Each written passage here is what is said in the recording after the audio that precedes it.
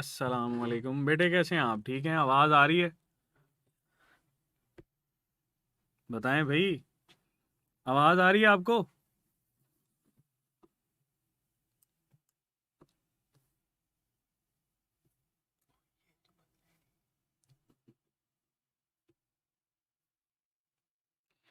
Okay, चलो।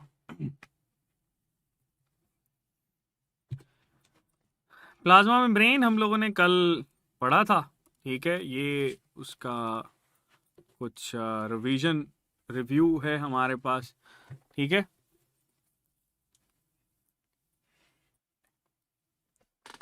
ठीक है जी। चलें, प्लाज्मा मेम्ब्रेन के हवाले से कोई क्वेश्चन है तो वो मुझे बता दें, अदरवाइज हम लोग जो है वो आगे चलेंगे और इसको आगे डिस्कस करेंगे। ठीक है जी, चलें।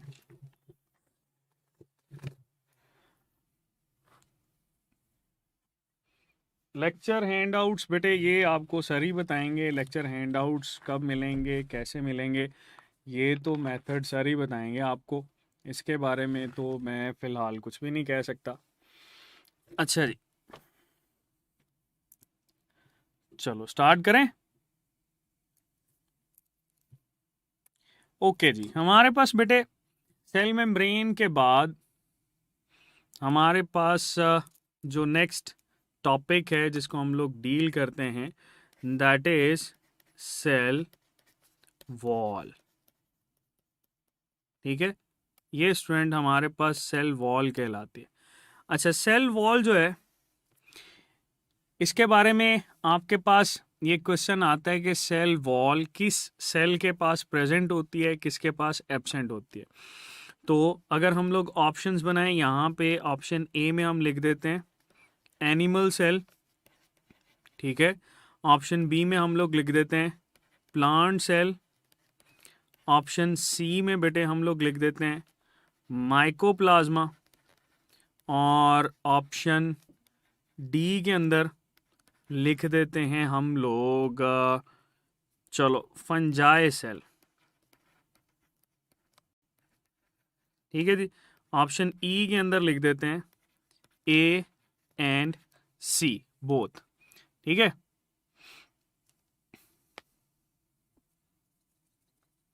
अच्छा ये बेटे हमारे पास क्वेश्चन है, तो मैं सवाल पूछता हूँ, साथ साथ आपने जवाब देते जाना है।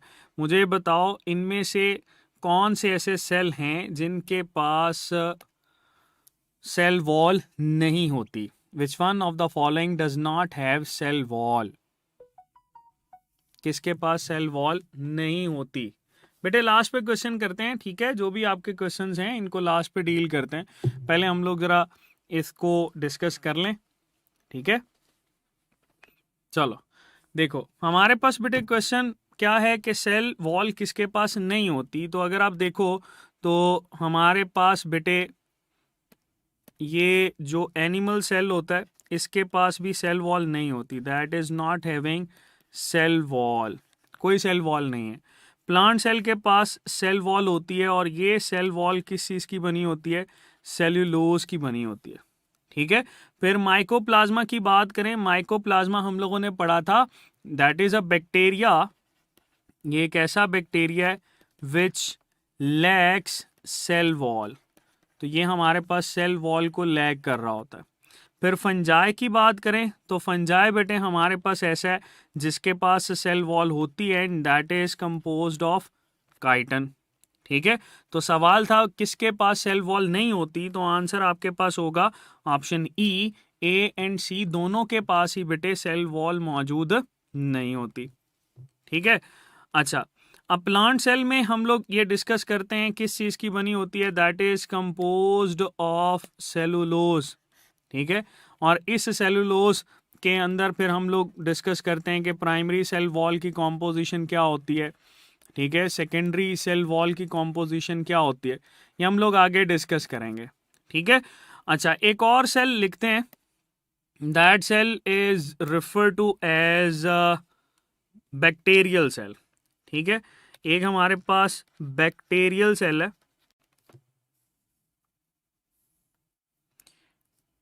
Bacterial cell. तो बैक्टीरियल सेल के अंदर आपको ये जो सेल वॉल नजर आती है that is composed of peptidoglycan.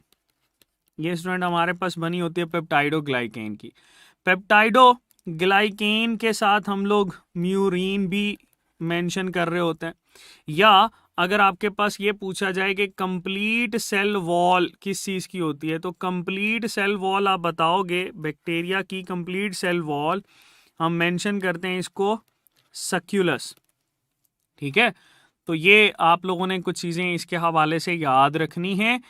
कोई भी सेल वॉल बेटे हमारे पास मौजूद होगी ना, तो ये सेल वॉल क्या करती है, दैट सेल वॉल बेसिकली बेटे आपके पास रिजिड स्ट्रक्चर है।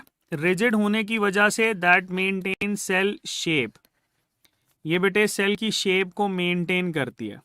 ठीक है, साथ ही साथ ये प्रिवेंट करती है ऑस्मोटिक लाइसिस से, that prevent from osmotic lysis. ये स्टूडेंट हमारे पास ऑस्मोटिक लाइसिस से प्रिवेंट कर रही होती है। ठीक है, ऐसे सेल जिनके पास सेल वॉल नहीं होती उनमें ऑस्मोटिक लाइसिस होगी। जैसे बेटे आप लोग देखो एनिमल सेल, तो एनिमल सेल के अंदर अगर सेल वॉल नहीं है बाहर तो दे शो लाइसिस, इनके अंदर लाइसिस होती है, ब्रेक डाउन हो जाता है ऑस्मोटिक बैलेंस डिस्टर्ब होने की वजह से। ठीक है, तो ये हम लोग सेल वॉल का कुछ ना एक स्लाइड सा इंट्रोडक्शन हम लोग डील कर रहे होते हैं जो कि आपके पास पता होना चाहिए इसके हवाले से। चलो आगे चलते हैं। हमारे पास स्टूडेंट एक और चीज़ जो कि हम, अच्छा जी, रेड यूज़ ना करें, नहीं करते बेटे, रेड यूज़ नहीं करते, जिसमें आप इजी हैं हम वही यूज़ करेंगे, परेशान होने वाली बात नहीं है इसमें। ठीक है, परेशान नहीं होना, आपने ये सोचना है कि आप बेटे यहाँ पे जितनी भी एफर्ट कर रहे हैं, आपके टीचर्स जितनी भी एफर्ट कर रहे हैं, ये आपके लिए है। ठीक है, और इंशाल्लाह आप जो है वो बहुत अच्छे डॉक्टर बनेंगे, अल्लाह पाक आपको कामयाब करे। चलो अच्छा, ये वापस ज़रा इसमें ऐड कर लो। आपके पास अगर पूछा जाए सेल वॉल कौन सिक्रीट करता है, तो याद करो हम लोगों ने पढ़ा था प्रोटोप्लास्ट जो है उसकी सिक्रीशन ये सेल वॉल होती है। ओके, चलो वापस आ जाओ। हमारे पास बेटे सेल वॉल एक ना रिजिड स्ट्रक्चर है, लेकिन साथ ही साथ ये एक अच्छा खासा जो है वो हमें शो करवाता है कि भाई ये जो है, ये देखो हम लोग ये एक सेल बनाते हैं। ठीक है, that is a plant cell. एक और प्लांट सेल बना लेते हैं,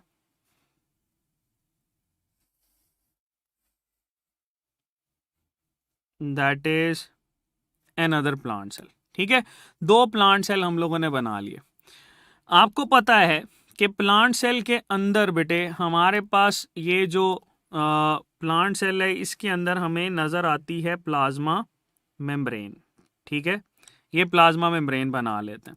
तो देखो आपसे अगर पूछा जाए कि दो सेल्स के दरमियान में, दो प्लांट सेल्स के दरमियान में कौन सी चीज़ मौजूद होती है, तो बेटे आपने बताना है दो प्लांट सेल के दरमियान में हमें नज़र आती है मिडल लैमेला।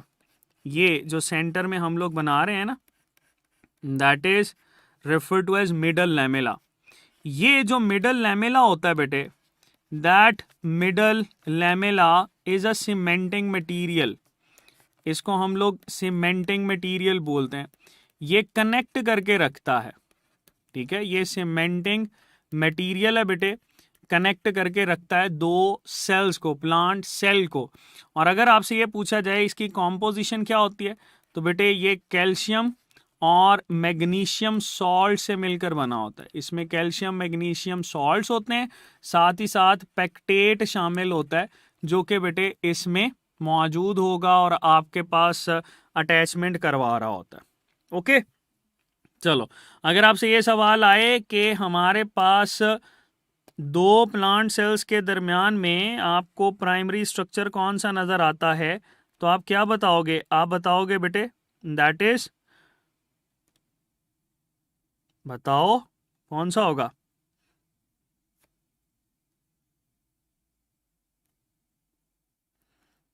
बताओ भाई, मिडल लैमेला। ठीक है, तो चलो हम यहां पर क्या करते हैं, लेबलिंग स्टार्ट करते हैं। हमारे पास बेटे ये जो येलो कलर की हम लोगों ने बनाई है, that is suppose cell membrane. ये हमारे पास आ गई सेल मेम्ब्रेन। तो सेल मेम्ब्रेन से ही ये सिक्रीट होती है सेल वॉल। तो चलो हम इसको कह देते हैं that is primary cell wall.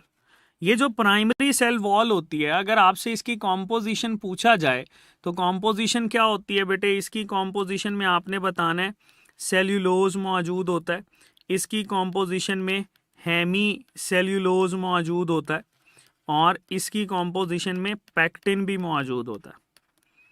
क्या आप में से कोई बता सकता है पैक्टिन जो होता है ये कौन से फ्रूट के अंदर सबसे ज़्यादा होता है?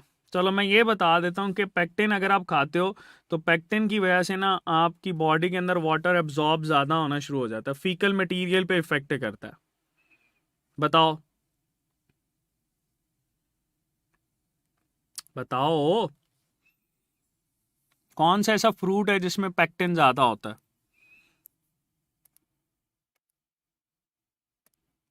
बनाना।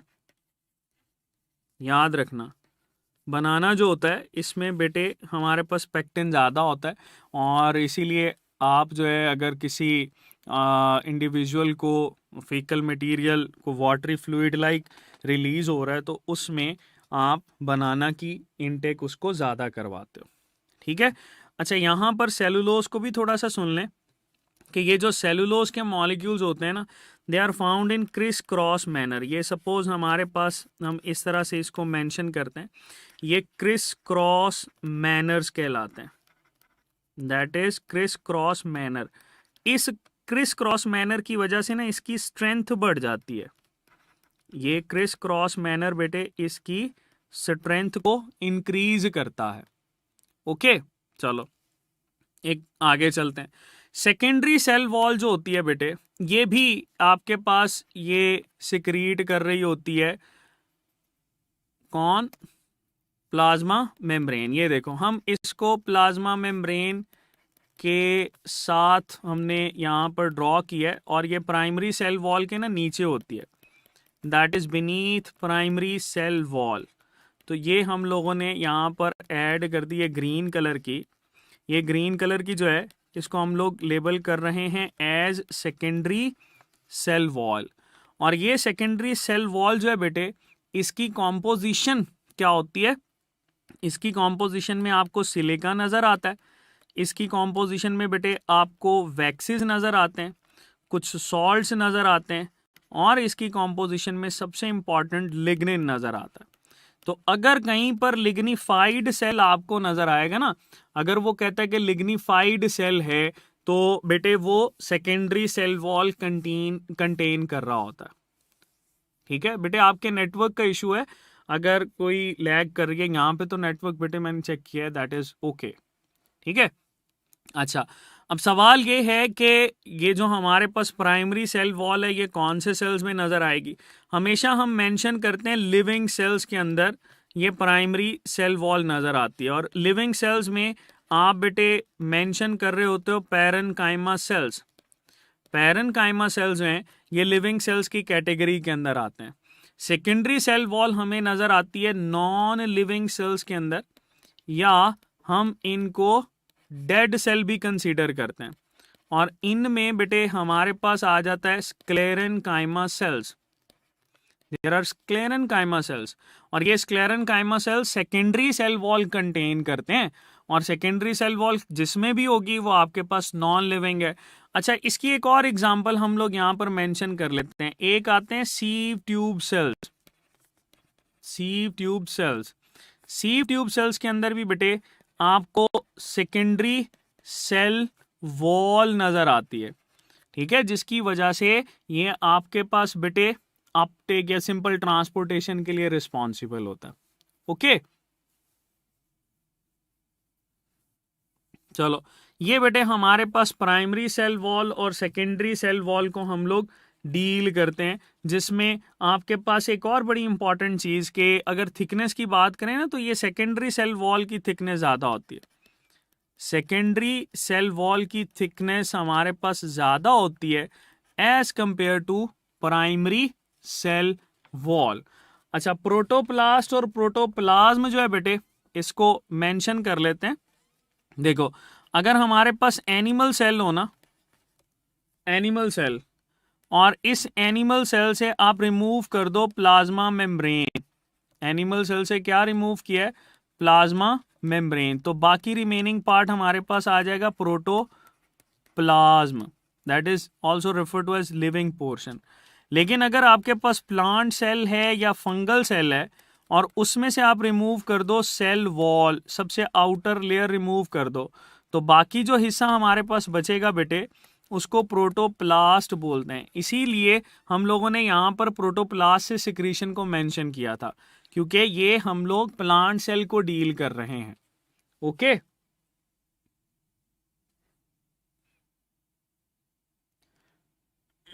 चलो आगे चलते हैं। हमारे पास इस सेल वॉल के फंक्शंस को डील करते हैं कि ये फंक्शंस क्या परफॉर्म करता है, बिकॉज मोस्टली किसी भी ऑर्गेनेली, किसी भी स्ट्रक्चर के ना फंक्शन से आपके पास क्वेश्चन आ रहे होते हैं। तो सबसे पहला फंक्शन जो है वो तो बेटे इसमें हम लोग ये ऐड करते हैं कि ये डेफिनेट शेप डिसाइड करती है, definite shape of cell decide करती है। किसी भी सेल की अगर शेप है तो वो किस वजह से है बेटे, वो आपके पास इस सेल वॉल की वजह से होती है। दूसरा function that prevent from osmotic lysis, ये हमारे पास ऑस्मोटिक लाइसिस से बचाती है। ठीक है। तीसरा आप लोगों ने इसमें ऐड रखना है कि इसमें ना कुछ पिट्स मौजूद होते हैं जिनको सेल पिट्स भी बोलते हैं, या आप लोग इसमें कनेक्शंस को ऐड करते हो, या इसकी जगह पे आप लोग ऐड करते हो प्लाज्मोडेस्मेटा। ठीक है, प्लाज्मोडेस्मेटा, ये कनेक्शंस होते हैं जो कि फ्रीली परमिएबल कर रहे होते हैं इस मेम्ब्रेन को। तो ये बात याद रखना, इन्हीं की वजह से मेम्ब्रेन हमारे पास क्या होती है, फ्रीली परमिएबल होती है बेटे। ठीक है। और ये जो प्लाज्मोडेस्मेटा हैं या कनेक्शंस होते हैं, ये कौन सी ट्रांसपोर्टेशन करवाते हैं, ये भी सुन लो। ये हमारे पास एपोप्लास्टिक पाथवे के लिए रिस्पॉन्सिबल है, एपोप्लास्टिक पाथवे के लिए बेटे रिस्पॉन्सिबल होते हैं, एपोप्लास्टिक पाथवे ये करवा रहे होते हैं। ओके, बात समझ में आई। अच्छा, फिर समटाइम ये पूछा जाता है कि क्या ये एक्ट करता है बैरियर। ठीक है, क्या ये एज अ बैरियर एक्ट करता है, तो बैरियर ऑस्मोटिक लाइसिस के लिए तो है, लेकिन किसी भी मटेरियल के लिए नहीं होता। इसीलिए तो ये आपके पास बेटे फ्रीली परमिएबिलिटी शो कर रहा होता है, हर चीज को आजादाना इसके अंदर से गुजार रहा होता है। ठीक है, ओके। तो ये बेटे हम लोग इसके फंक्शंस को डील करते हैं। इसमें एपोप्लास्टिक पाथवे वाला इंपॉर्टेंट है, इसको आप लोगों ने याद रखना। तो ये बेटे सेल वॉल के अंदर ये कुछ चीज़ें थी जो कि हम लोग ऐड कर रहे होते हैं, जिसमें से क्वेश्चन बनते हैं। सो आई होप ये आप लोग क्लियर कर लोगे। अच्छा जी, एपोप्लास्टिक पाथवे क्या है बेटे, ये देखो, हम यहाँ पर इस मेम्ब्रेन की बात करते हैं। सपोज हमारे पास ना ये कनेक्शंस हम बनाते हैं। ठीक है, दीज आर कनेक्शंस, और इन कनेक्शंस को हम ना ये वाइट कलर से जोड़ देते हैं। ठीक है, अब पानी जो है, सपोज ये वाटर मॉलिक्यूल यहाँ से मूव करते हैं और यहाँ से फिर इस सेल के अंदर आते हैं, तो cell wall to cell wall जो मूवमेंट होती है ये एपोप्लास्टिक पाथवे के थ्रू होती है। हाँ, अगर इसके अंदर वो कहे कि वैक्यूल शामिल होता है, तो वैक्यूल के थ्रू जो ट्रांसपोर्टेशन होती है ना, उसको वैक्यूलर पाथवे बोलते हैं, that is refer to as vacuolar pathway. अगर आपके पास वो कहे कि प्लाज्मा मेम्ब्रेन शामिल होती है, प्लाज्मा मेम्ब्रेन शामिल होती है इस ट्रांसपोर्टेशन के अंदर, तो इसको बेटे हम लोग सिंपलास्ट पाथवे बोलते हैं, सिंपलास्ट पाथवे। ये ट्रांसपोर्टेशन इन प्लांट्स के अंदर रिस्पॉन्सिबल होता है। ठीक है, तो इसको हम वहां पर भी ज्यादा डिटेल में डिस्कस करेंगे। चलो ये बेटे हमारे पास सेल वॉल को हम लोग डील करते हैं। सेल वॉल से आगे मूव करते हैं। हमारे पास बेटे कुछ एंडो मेम्ब्रेनस स्ट्रक्चर्स हैं, उनको हम लोग डील करेंगे। तो मुझे ये बताओ कि एंडो मेम्ब्रेनस स्ट्रक्चर्स कौन कौन से होते हैं। दो चीज़ मैं यहाँ पे लिख रहा हूँ। एक के एंडो मेम्ब्रेन्स क्या होती हैं। पहला मेरा सवाल ये है, व्हाट आर एंडो मेम्ब्रेन्स। दूसरा मेरा पॉइंट ये है कि एंडो मेम्ब्रेनस सिस्टम क्या होता है। ये दो चीज़ें मैं यहाँ पर पूछ रहा हूँ, एंडो मेम्ब्रेनस सिस्टम और एंडो मेम्ब्रेन्स क्या होती हैं। पहले आप मुझे ये बताओ कि एंडो मेम्ब्रेन्स क्या होती हैं। What are endo membranes.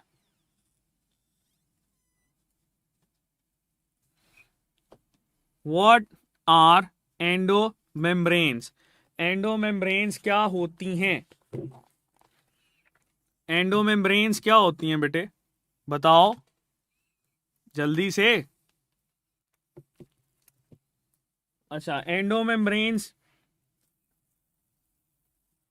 क्या, मुझे चलो हाँ या ना में जवाब देते जाओ। मुझे ये बताओ कि क्या एंडो मेम्ब्रेन के अंदर न्यूक्लियर इन्वेलप आता है।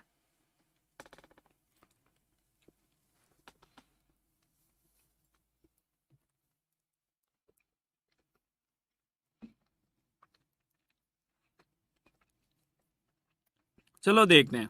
एंडो का मतलब होता है इनसाइड, ठीक है, और मेम्ब्रेन्स अंदर वाली मेम्ब्रेन्स। इसमें बेटे आपके पास न्यूक्लियर इन्वेलप जो है उसकी मेम्ब्रेन्स भी आ जाती हैं, ठीक है।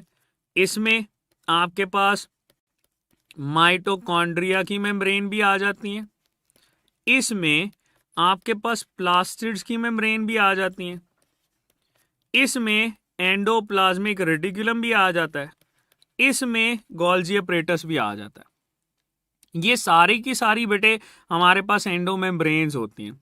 लेकिन जब भी हम लोग एंडो मेम्ब्रेनस सिस्टम को डील करते हैं तो इस एंडो मेम्ब्रेनस सिस्टम में हमारे पास आ जाता है एंडोप्लाज्मिक रेटिकुलम और गोल्जी अपरेटस, ठीक है। ये दो मेन कंपोनेंट होते हैं। फिर तीसरा इसमें गोल्जी वेसिकल्स भी हम लोग ऐड कर रहे होते हैं, क्योंकि उसकी भी मेम्ब्रेन इसी में से ही डिराइव करती है। लेकिन एंडो मेम्ब्रेनस सिस्टम में जो मेन चीज़ें हम लोग ऐड करेंगे ना बेटे, वो मेन चीज़ें कौन सी होती हैं। एंडोप्लाज्मिक रेटिकुलम, गोल्जी अपरेटस और इससे निकलने वाले वेसिकल्स। अच्छा, यहीं पर एक और चीज़ ऐड करते जाओ बेटे। ये जो एंडो प्लाज्मिक रेटिकुलम होता है ना, ये लार्जेस्ट मेम्ब्रेन होती है, लार्जेस्ट इंटरनल मेम्ब्रेन। अगर आपसे पूछा जाए तो लार्जेस्ट इंटरनल मेम्ब्रेन बेटे आपको एंडोप्लाज्मिक रेटिकुलम नजर आएगा, ठीक है। तो ये बेटे हम लोग इसमें ऐड करते हैं। हम लोग अभी स्टार्ट करने के लिए जा रहे हैं एंडो मेम्ब्रेनस सिस्टम को, ठीक है जी। कि एंडो मेम्ब्रेनस सिस्टम हमारे पास क्या है और इसको हम लोग किस तरह से डील करेंगे। इसको देखें, पानी शानी पिए, मैं भी पानी पी लूं, फिर आगे चलते हैं।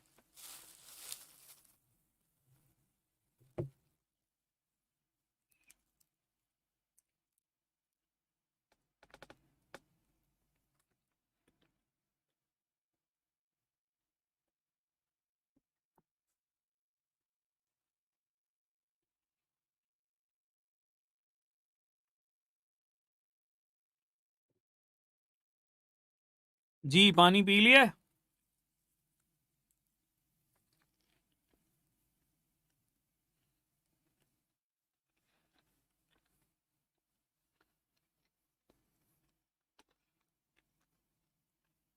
रवीना बेटे आपका जवाब जो है ना वो मैं लास्ट पे दूंगा, अभी आप इस पे फोकस करो जो हम पढ़ रहे हैं।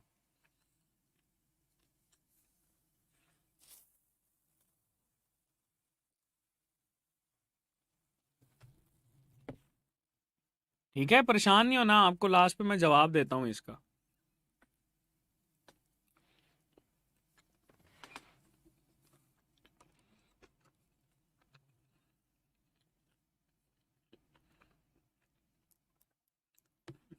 अच्छा, यहां पे हम बनाते हैं एक सेल।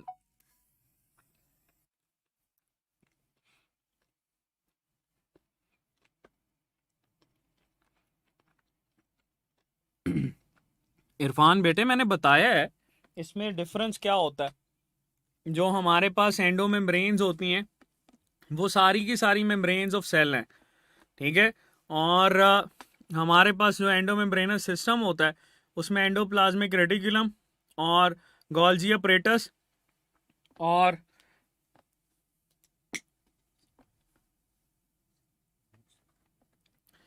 ठीक है वो शामिल होती हैं।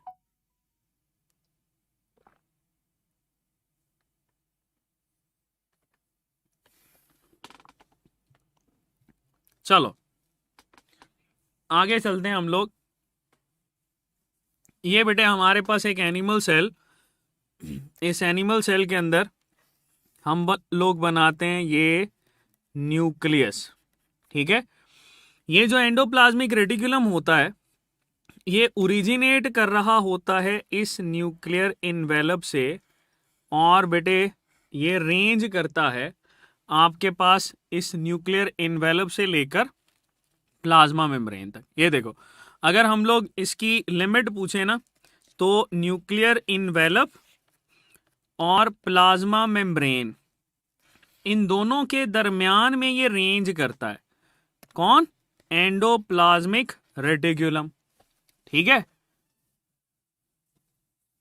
ये बात याद रखना, इन दोनों के दरमियान ये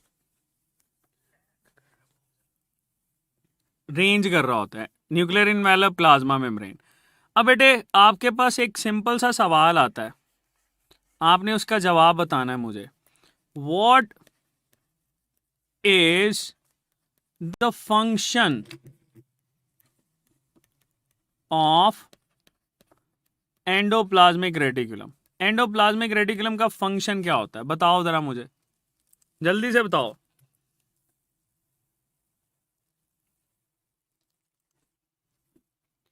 बताओ एंडोप्लाज्मिक रेटिकुलम का फंक्शन क्या होगा?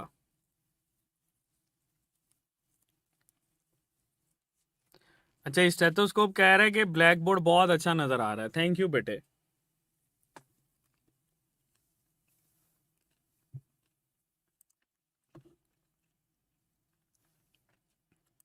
बताओ, चुप क्यों हो गए हो सारे?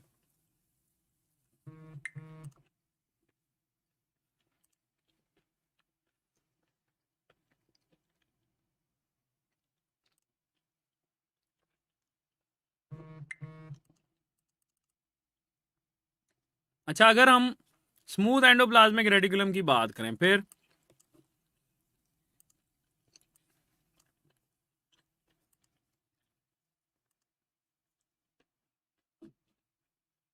स्मूथ भी सपोर्ट करेगा?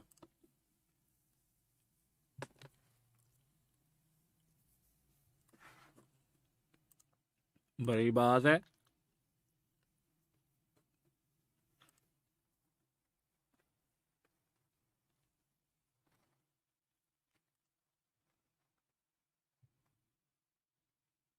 तो रफ एंडोप्लाज्मिक रेटिकुलम फिर क्या करेगा?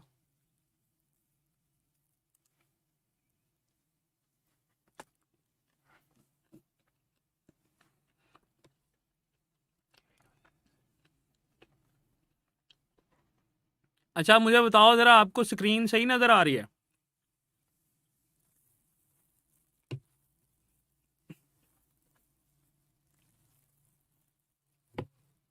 बताओ स्क्रीन सही नजर आ रही है? इंटरनेट ठीक है अब?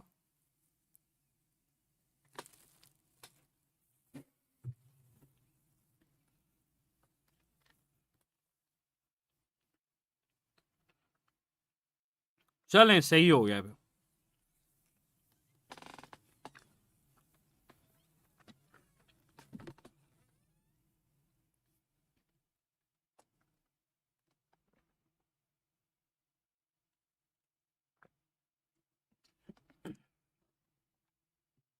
एक मिनट बस मुझे दीजिएगा, मैं ज़रा इस नेटवर्क को सही कर लूँ।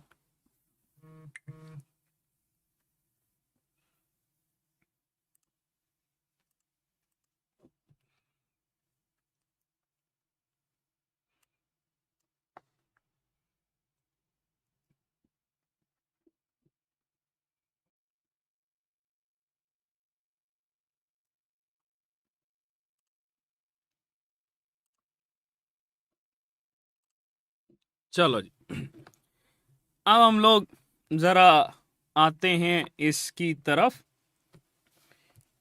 हमारे मामला सही हो गए।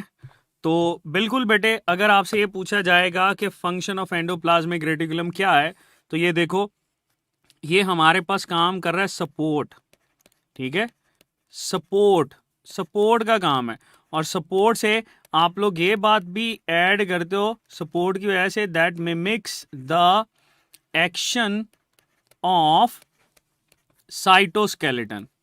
ठीक है, अगर ये सपोर्ट कर रहा है ना, तो ये साइटोस्केलेटन का एक्शन मिमिक करता है या उसको असिस्ट भी कर रहा होता है।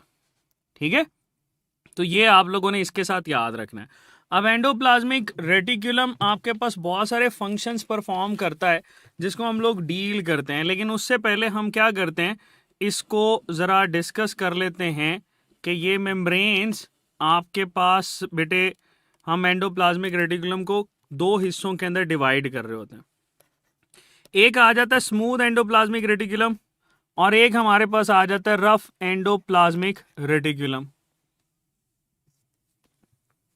ठीक है जी, इसमें बेटे हम ये कहते हैं कि राइबोसोम्स की प्रेजेंस और एब्सेंस की बेस के ऊपर डिवाइड किया जाता है। रफ एंडोप्लाज्मिक रेटिकुलम के पास होते हैं, स्मूथ के पास नहीं होते।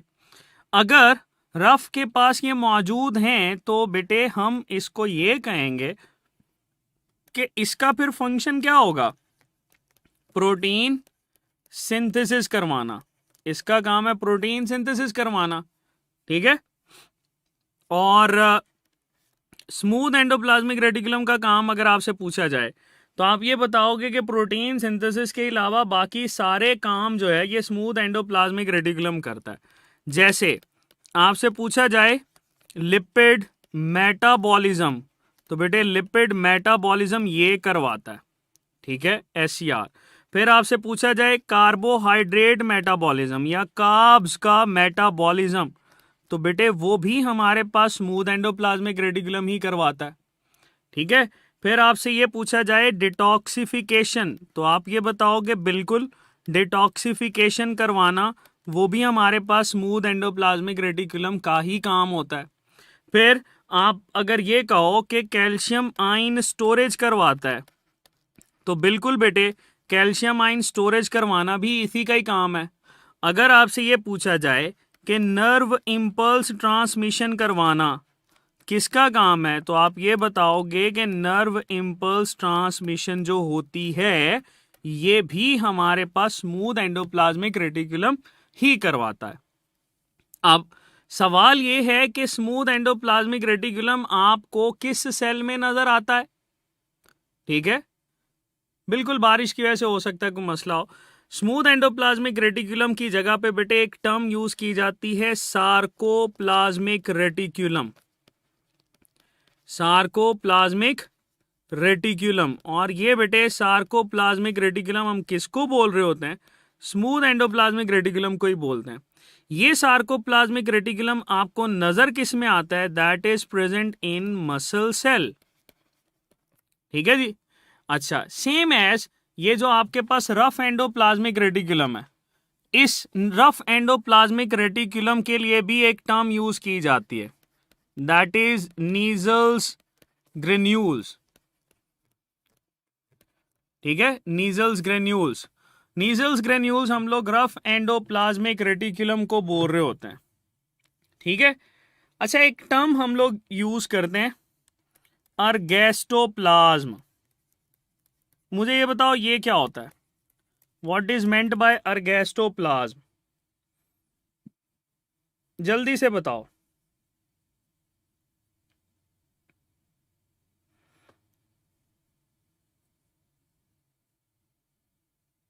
हाँ, अर्गेस्टोप्लाज्म बेटे हम लोग बोलते हैं रफ एंडोप्लाज्मिक रेटिकुलम को। ठीक है, ये इसी का ही दूसरा नाम है, इसको ग्रेन्युलर एंडोप्लाज्मिक रेटिकुलम भी बोलते हैं। तो ये टर्म और ये टर्म आप लोगों ने याद रखनी है किसके साथ बेटे, रफ एंडोप्लाज्मिक रेटिकुलम के साथ। ओके, तो ये आप लोगों ने इसके साथ याद रखना है। अच्छा, एक और चीज आपसे पूछता है कि स्मूथ एंडोप्लाज्मिक रेटिकुलम ये लिपिड मेटाबॉलिज्म करवाता है, इसके अलावा और कौन कौन सा ऑर्गेनेलीज करवा रहे होते हैं? तो बेटे इसके अलावा हमारे पास एक माइटोकॉन्ड्रिया वो भी करवाता है, एससीआर भी करवा रहा है। लेकिन ये मेटाबॉलिज्म जो आप एससीआर के अंदर देखते हो ये एक्चुअली एनाबॉलिज्म होता है, ठीक है, इसको हम लोग एनाबॉलिज्म बोलते हैं, ठीक है। अगर स्पेसिफिकली पूछा जाए ना, ऑप्शंस दी जाएं, जैसे यहाँ पे चलो मैं ऑप्शंस बना देता हूँ। ऑप्शन ए में वो लिख देता है जी हमारे पास SCR, smooth endoplasmic reticulum. Option B में लिख देता है बेटे हमारे पास गोल्जी अपरेटस, बल्कि गोल्जी अपरेटस को छोड़ो, यहाँ पे हम ऐड करते हैं एक अच्छा वाला एमसीक्यूज। चलो अगर हम यहाँ पर ऐड कर दें बेटे क्लोरोप्लास्ट, तो क्लोरोप्लास्ट जो है ये भी हमारे पास लिपिड मेटाबॉलिज्म करवाता है। तीसरा माइटोकॉन्ड्रिया, माइटोकॉन्ड्रिया भी लिपिड मेटाबॉलिज्म करवाता है। तो डी ऑप्शन में हम लोग ऑल ऑफ दीज भी मेंशन करते हैं। लेकिन बेटे ये जो हमारे पास स्मूथ एंडोप्लाज्मिक रेटिकुलम होता है इसका काम लिपिड एनाबॉलिज्म है, ये फॉर्मेशन करवाता है। क्लोरोप्लास्ट जो है ये भी बेटे एनाबॉलिज्म ऑफ लिपिड के साथ एसोसिएटेड है, ठीक है, कार्बोहाइड्रेट के साथ। माइटोकॉन्ड्रिया जो है ये आपके पास कैटाबॉलिज्म के साथ एसोसिएटेड होता है, that is associated with catabolism. तो ये स्टूडेंट्स याद रखना हमारे पास ये फंक्शन परफॉर्म कर रहे होते हैं, ठीक है। अच्छा फिर आपके पास एक और चीज पूछी जाती है, वापस इसकी तरफ आओ, कि वो कहता है अगर हमारे पास बेटे ये आर की बात करें, आर बहुत ज्यादा है, आर किन सेल्स के अंदर ज्यादा होगा? ये बेटे उन सेल्स के अंदर ज्यादा होगा जिन सेल की सिक्रीशन जो है वो प्रोटीन होगी। जो प्रोटीन सिक्रीशन करते हैं ना उनके अंदर आपको आर के नंबर ज्यादा नजर आएंगे, और वो वाले सेल बेटे जिनमें एससीआर ज्यादा होगा उनकी सिक्रीशन हमारे पास क्या होगी? लिपिड होगी, लिपॉइड इन नेचर ये हमारे पास होंगे, लिपिड सिक्रीशन रखेंगे, ठीक है। तो इसके साथ ना कुछ डिराइव्ड क्वेश्चंस आते हैं, जैसे अगर हम लोग देखें तो एमसीक्यूज की फॉर्म में देखते हैं। ऑप्शन ए हम बनाते हैं दैट इज बाई टेस्टिस, ठीक है। ऑप्शन बी बना लेते हैं ओवरीज। ऑप्शन सी बना लेते हैं बीटा सेल्स। ऑप्शन डी बना लेते हैं दैट इज बेटे ब्रेन, ठीक है। तो मुझे ये बताओ, सवाल ये है which one of the following has ER enriched cells? ER enriched cells किस में नजर आएंगे बताओ?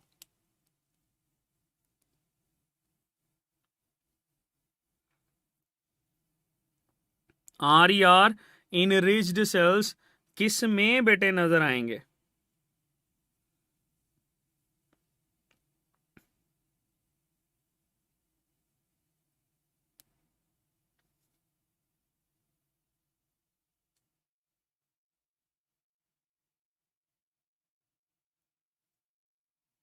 हाँ जी, आर इनरिच्ड सेल्स बेटे देखो बिल्कुल सही कह रहे हैं आप। बीटा सेल्स की ना सिक्रीशन देखो, पहले बीटा सेल्स की सिक्रीशन हम लोग मेंशन कर रहे होते हैं इंसुलिन, ठीक है। बीटा सेल से इंसुलिन रिलीज होती है, तो इंसुलिन की वजह से हम यहाँ पर ऐड करते हैं कि आपके पास बेटे इनमें आर जो है वो नंबर में ज्यादा होगा, ठीक है। जबकि टेस्टिस की सिक्रीशन देखो, इनकी सिक्रीशन में आपके पास टेस्टोस्टेरोन आ जाता है जो कि लिपॉइड इन नेचर है, और अगर लिपिड है तो लिपिड में क्या ज्यादा? एससीआर। सेम एज ओवरी की बात करो तो इसमें बेटे वो एस्ट्रोजन की बात करते हैं, और ये और एस्ट्रोजन जो होता है इसमें भी एससीआर ज्यादा, ठीक है। ब्रेन की बात करो तो इसमें भी लिपिड हम लोग ऐड करते हैं, ठीक है, तो इसमें भी क्या ज्यादा? एससीआर ज्यादा होगा, तो ये आप लोगों ने याद रखना है। ये इसके ऑपोजिट क्वेश्चन भी आ सकता है कि आपके पास SCR इनरिच्ड किस में होंगे, कौन सा ऐसा है जो कि आपके पास बेटे ये काम करवाएगा। अच्छा, एक एक वापस चीज जरा ऊपर की तरफ चलते हैं, एक चीज थोड़ी सी रिकॉल करते हैं। डिटॉक्सिफिकेशन जो है ना, ये हम लोगों ने पढ़ी तो है, लेकिन अगर आपसे ये पूछा जाए कि डिटॉक्सिफिकेशन एक्चुअली कहाँ पर कर रहा होता है, तो लीवर एक ऐसा ऑर्गन है जहां पर डिटॉक्सिफिकेशन होती है। उन लीवर के सेल्स के अंदर बेटे SCR ज्यादा होगा, उसके सेल्स के अंदर बेटे आपको SCR के साथ साथ माइटोकॉन्ड्रिया भी ज्यादा नजर आएगा। ठीक है, ओके। तो ये बात बेटे आप लोगों ने याद रखनी है। ओके हो गया? चलो जी, अच्छा अब आगे चलते हैं कि हमारे पास एंडोप्लाज्मिक रेटिकुलम जो है, ये हम लोगों ने डिस्कस किया कि एंडोप्लाज्मिक रेटिकुलम सपोर्ट करता है। इसकी दो टाइप्स हमने देखी, SCR होता है और RER होता है। अच्छा, अब अगर आपसे ये पूछा जाए कि एंडोप्लाज्मिक रेटिकुलम किस किस सेल के अंदर एब्सेंट होता है, तो बेटे आपने बताना है दैट इज एब्सेंट इन, सबसे पहले प्रोकैरियोटिक सेल। जो प्रोकैरियोटिक सेल होता है ना, उसमें एब्सेंट होता है। फिर आपने बताना है एग सेल, इसमें भी आपके पास एब्सेंट होता है, एग सेल के अंदर। फिर बेटे RBC, उसके अंदर भी एब्सेंट होता है। फिर कुछ एम्ब्रियोनिक सेल्स होते हैं, उनके अंदर भी बेटे ये एब्सेंट होता है। सो अगर आपसे ये पूछा जाए किस किस में एब्सेंट है, तो आप बेटे बताओगे प्रोकैरियोटिक सेल में, एग सेल में, RBC के अंदर और एम्ब्रियोनिक सेल में ये एब्सेंट होते हैं। ओके, चलो ये बेटे हमारे पास था एंडोप्लाज्मिक रेटिकुलम। ठीक है, अच्छा एक इसमें एक्स्ट्रा पॉइंट ऐड करते जाओ, ये बस आपकी इंफॉर्मेशन के लिए है, आपके सिलेबस के साथ एसोसिएटेड नहीं है, लेकिन ये याद रखना कि ये एंडोप्लाज्मिक रेटिकुलम जो होता है ना, ये न्यूक्लियर मेम्ब्रेन बनाता है। ठीक है, that is involve in nuclear membrane during division के दौरान नई जो न्यूक्लियर मेम्ब्रेन होती है वो बनाना किसका काम है? एंडोप्लाज्मिक रेटिक्यूलम का काम होता है। ये बस आपके लिए एक एक्स्ट्रा पॉइंट था, इसको ऐड कर लो। ठीक है, बाकी दैट इज कोई इतना ज्यादा मुश्किल नहीं है।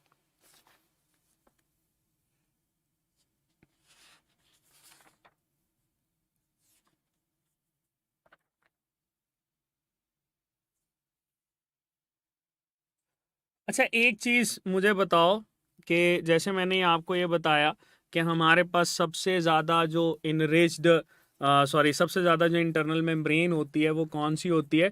That is endoplasmic reticulum. और एंडोप्लाज्मिक रेटिकुलम को ही हम लोग जब इसके यूनिट की बात करते हैं तो इसके यूनिट को हम लोग क्या बोल रहे होते हैं कि इसकी जो मेम्ब्रेन होती है दैट इज सिस्टर्ने, है ना? यही सिस्टर्ने हमारे पास इंपॉर्टेंट है बिकॉज समटाइम्स सिस्टर्ने और क्रिस्टे के हवाले से पूछा जाता है। ठीक है, चलो वापस ऊपर चलते हैं, कुछ और सवाल डिस्कस करते हैं। बच्चे कह रहे हैं जी और सवाल को डिस्कस करें, तो यहाँ पर लिख ही लेते हैं RER और SCR। चलो अब बताते जाओ, सवाल डिस्कस करने हैं ना, मुझे बताते जाओ। बताओ इन दोनों में से ज़्यादा स्टेबल कौन सा होगा? SCR ज़्यादा स्टेबल होगा या RER ज़्यादा स्टेबल होगा? ठीक है, अगर मैं स्टेबिलिटी की बात करता हूँ तो इनमें से बेटे ज़्यादा स्टेबल कौन होगा? बताओ। बिल्कुल बेटे, RER की स्टेबिलिटी क्या होती है? ज़्यादा। SCR की स्टेबिलिटी क्या होती है? कम। उसकी वजह क्या है? क्योंकि SCR से ही आपके पास गोल्जी अपरेटस बनता है, तो ये कॉन्टिन्यूसली डिप्लीट कर रही होती है। ठीक है, ओके। तो आप इसमें बता सकते हो कि इसका काम क्या है, इसमें ट्रांसलेशन किसके अंदर होती है? चूंकि प्रोटीन सिंथेसिस की बात करते हैं, RER का काम प्रोटीन सिंथेसिस है, तो प्रोटीन सिंथेसिस एक्चुअली हमारे पास क्या कहलाती है? ट्रांसलेशन। इसी को ही बेटे हम लोग रेफर कर रहे होते हैं एज ट्रांसलेशन। तो अगर आपसे पूछा जाए RER और SER में से ट्रांसलेशन किस पे होती है, तो आप ये बताओगे RER के ऊपर हो रही होती है।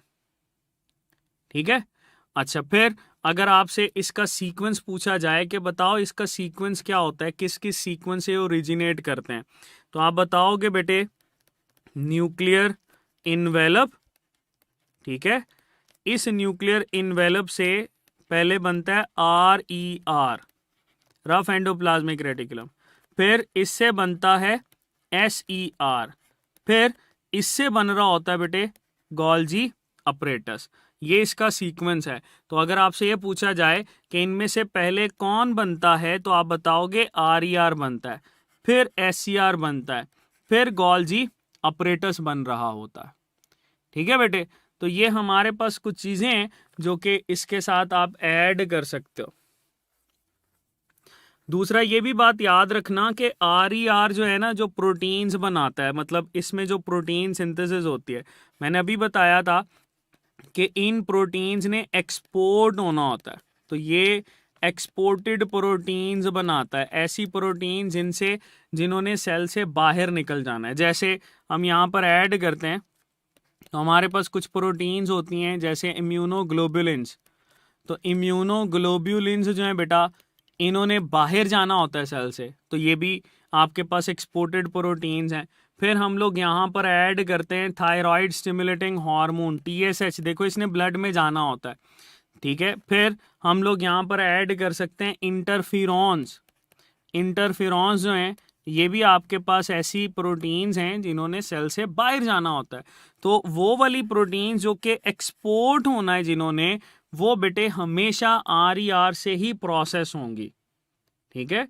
वो हमेशा किससे प्रोसेस होंगी? RER से प्रोसेस होकर ही बेटे आगे चलेंगी। तो ये हमारे पास एंडोप्लाज्मिक रेटिकुलम की कुछ चीज़ें हम लोग डिस्कस करते हैं जो कि कुछ इम्पॉर्टेंट थी, जिनको हम लोगों ने डील किया। इससे आगे हम लोग चलते हैं नेक्स्ट ऑर्गेनेली की तरफ। ठीक है। तो कोशिश करेंगे कि आज हम कुछ ज़्यादा ऑर्गेनेली डिस्कस कर लें। चलो गोल्जी अपरेटस को करें, क्योंकि वो इसके साथ ही एसोसिएटेड है, तो हम गोल्जी अपरेटस को डील करते हैं।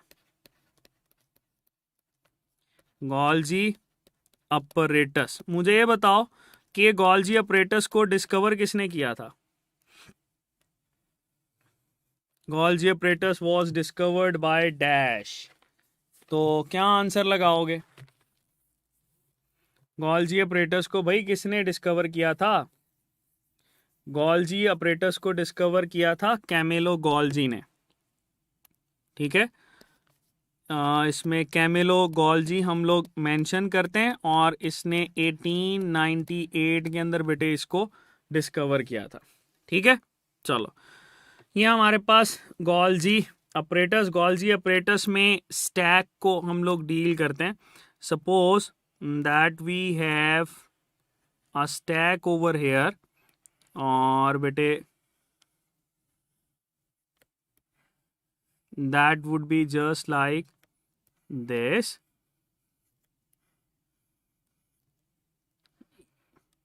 ठीक है। ये हम लोग इस तरह से बना लेते हैं इसको। That is Golgi. ठीक है।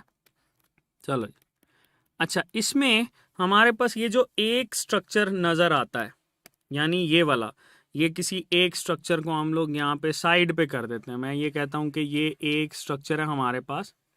ठीक है जी। ये जो एक स्ट्रक्चर है that will be refer to as Golgi body. ठीक है। ये हमारे पास बेटे कहलाती है गोल्जी बॉडी। ये गोल्जी बॉडी है एक जो हम लोग डील करते हैं। ठीक है। और इससे बेटे आगे अगर हम लोग चलें तो यहाँ से वेजिकल्स निकलते हैं, that will be refer to as Golgi vesicle. तो गोल्जी वेजिकल, गोल्जी बॉडी। ये जो सारा का सारा स्टैक हमें नजर आता है, ये सारा का सारा स्टैक बेटे, that stack is refer to as Golgi apparatus. ठीक है, गोल्जी बॉडीज का जो स्टैक होता है ये हमारे पास कहलाता है गोल्जी अपरेटस। ठीक है, अच्छा, गोल्जी अपरेटस के साथ अगर आप लोग गोल्जी वेजिकल्स को ऐड कर देते हो तो गोल्जी अपरेटस और गोल्जी वेजिकल्स बेटे ये दोनों मिलकर हमारे पास बनाएंगे Golgi complex. They will form Golgi complex. तो ये तो पहले कुछ चीजें ऐड कर लो जो कि आपके लिए इंपॉर्टेंट हैं। ठीक है बेटे, साइक्लोसिस और स्ट्रीमिंग को हम डिस्कस करेंगे ना ये साइटोप्लाज्म के अंदर। अभी तो हम क्या डिस्कस कर रहे हैं, आप क्वेश्चन क्या पूछ रहे हैं? अगर इस तरह से होगा तो बेटे चीजें हमारी जो है ना वो आपस में मिक्स होती रहेंगी, हम चीजों को कवर नहीं कर पाएंगे। ठीक है, तो मेरा बेटा इसकी तरफ फोकस करो। ये जो हमारे पास मेम्ब्रेन होती है इसकी भी मेम्ब्रेन बेटे हमारे पास सिस्टर्ने कहलाती है। क्यों सिस्टर्ने कहलाती है? बिकॉज ऊपर देखो हम लोगों ने पढ़ा था SCR से ही गोल्जी अपरेटस बनता है, तो SCR से ही गोल्जी अपरेटस बनता है, इसी वजह से इसकी मेम्ब्रेन भी वही होगी। ठीक है, अच्छा यहाँ पर ना ये जो गोल्जी अपरेटस का स्टैक होता है इसके साथ कुछ चीज़ें ऐड करते जाओ जो कि MCQs बन सकती हैं। इनको रेंज भी बोलते हैं ऑफ गोल्जी बॉडीज। ठीक है, that is range of Golgi bodies. चलो इसको याद रखना है आपने।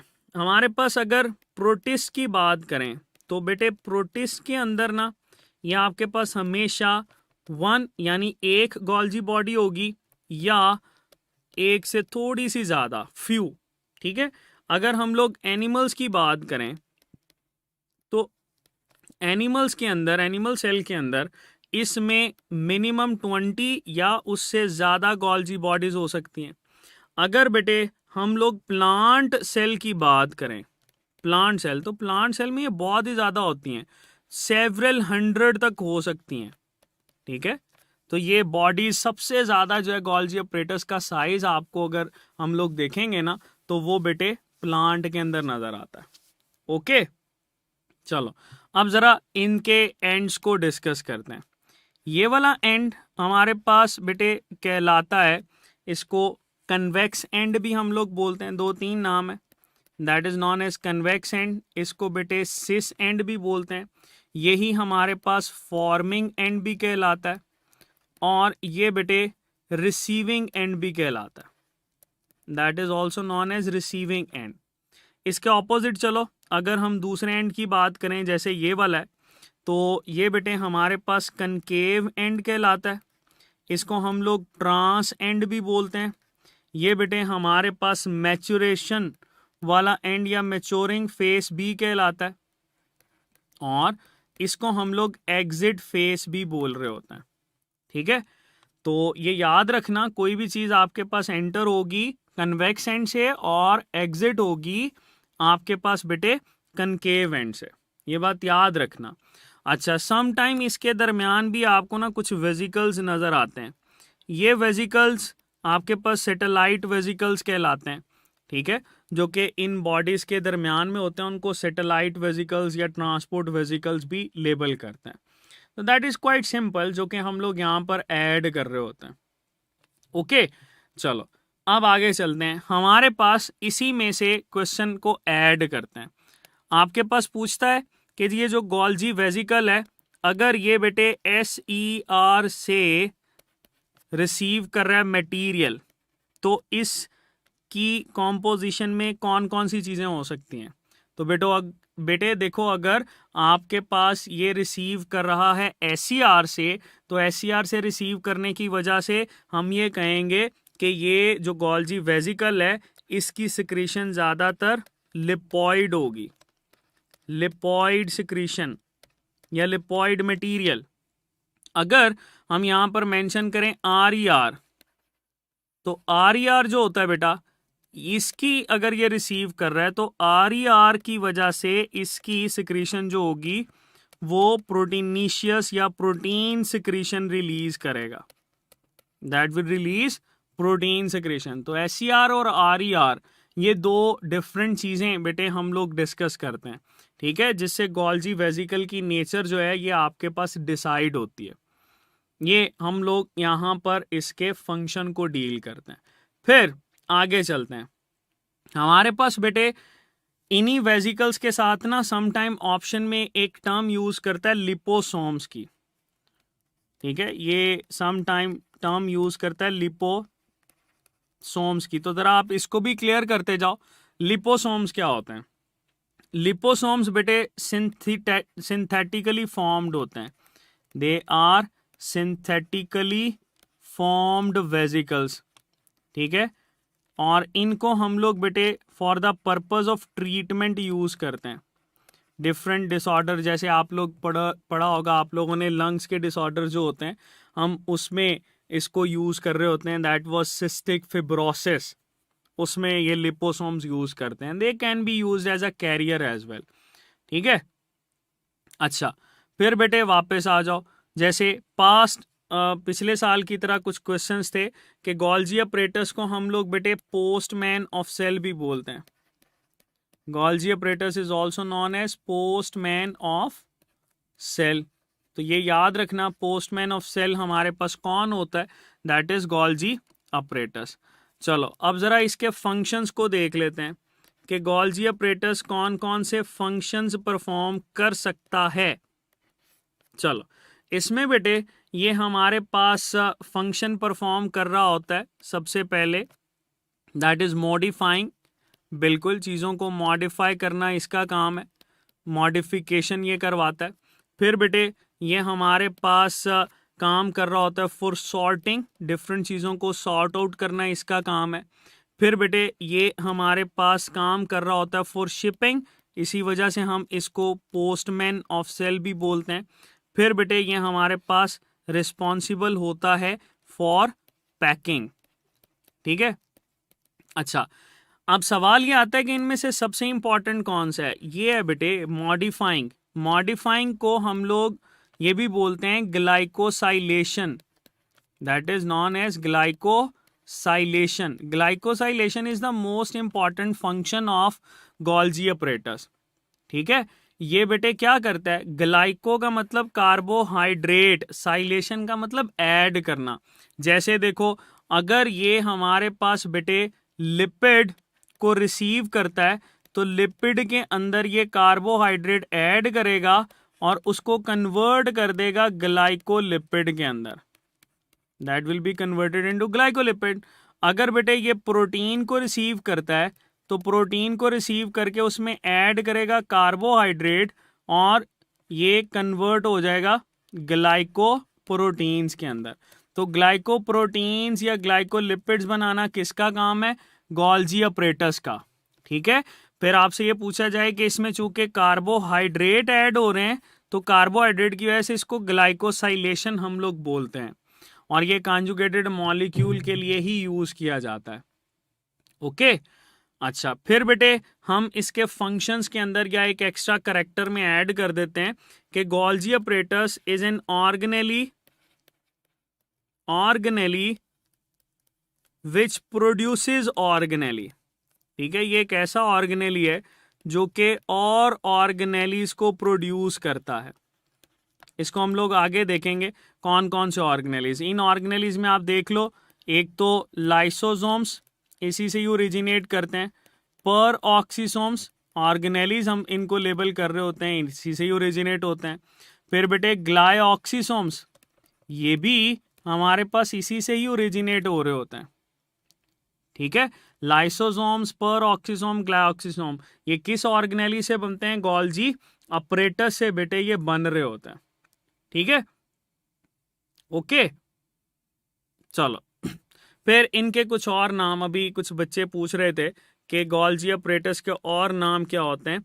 तो बेटे गोल्जी अपरेटस, एक तो मैंने आपको ये बताया कि गोल्जी अपरेटस को हम लोग पोस्टमैन ऑफ सेल बोलते हैं। इसी के साथ साथ आप यहाँ पर ऐड कर सकते हो that it is also known as canalicular system, canalicular system of cell, ठीक है। या बेटे हम इसको लिपोकॉन्ड्रिया भी बोलते हैं, it is also known as lipochondria, lipochondria, जैसे माइटोकॉन्ड्रिया ना, सेम एज हम इसके लिए यूज कर रहे होते हैं लिपोकॉन्ड्रिया की term. So that was Golgi apparatus. ये बेटे हमारे पास गोल्जी अपरेटस, इसमें गोल्जी बॉडी, इसमें आपके पास क्या फंक्शन परफॉर्म कर रहा होता है ये हम लोगों ने डिस्कस किया. ठीक है, तो यहां तक अगर बेटे कोई क्वेश्चन है तो आप पूछ सकते हैं.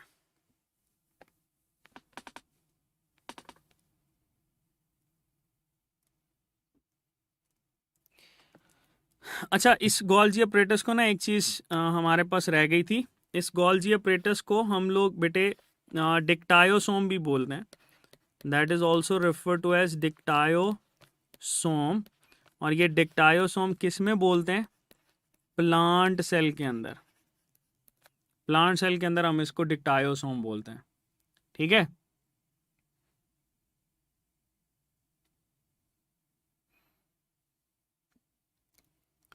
ओके जी. ये बेटे हमारे पास इसमें कुछ चीज़ें थी जो कि आपके लिए इम्पॉर्टेंट हैं. अब आगे चलते हैं हम लोग इस एक सिस्टर्ने को बनाते हैं. सपोज ये हमारे पास गोल्जी बॉडी है. ठीक है, दैट इज गोल्जी बॉडी. इस गोल्जी बॉडी से बेटे हम यहाँ पर मेंशन करते हैं जी 3 तरह के वेजिकल निकलते हैं. ये एक वेजिकल हमने यहाँ पर बना लिया. ठीक है, दूसरा वेजिकल बेटे हम बनाते हैं that is just like this. और तीसरा वेजिकल हम बना देते हैं that is just like this. ठीक है, ये 3 वेजिकल्स. मैंने बताया था कि एक ऐसा ऑर्गेनेली है जो कि कॉन्टिन्यूसली प्रोड्यूस होता रहता है और कॉन्टिन्यूसली डिप्लीट होता रहता है.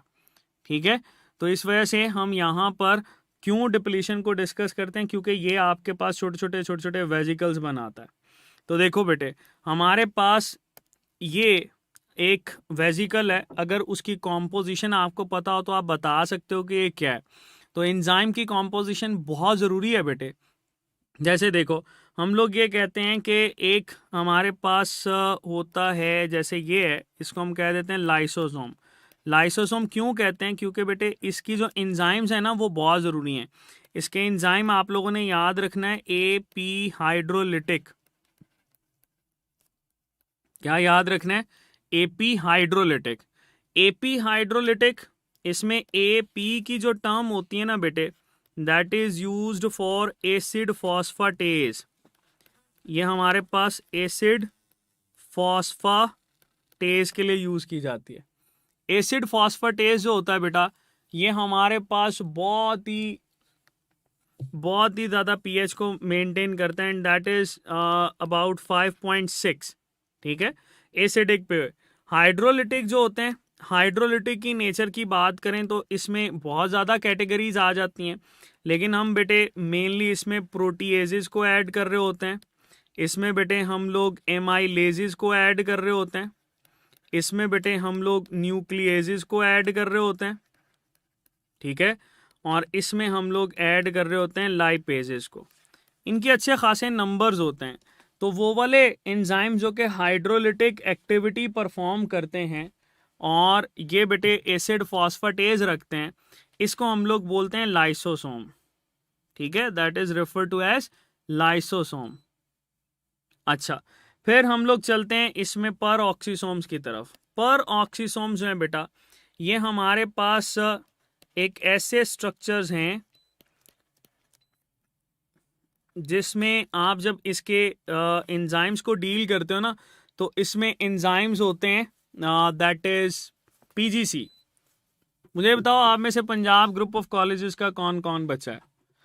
PGC, Punjab group of colleges.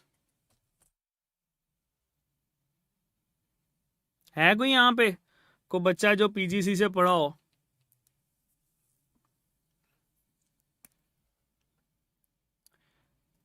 चलें जी, बासित हैं और इकरा हैं, अलीज़ा हैं, फिर बासित आ गया. बासित कितने हैं?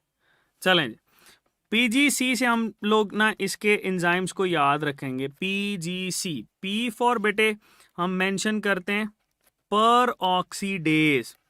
इसमें एक एंजाइम होता है जिसको बोलते हैं पर ऑक्सीडेज।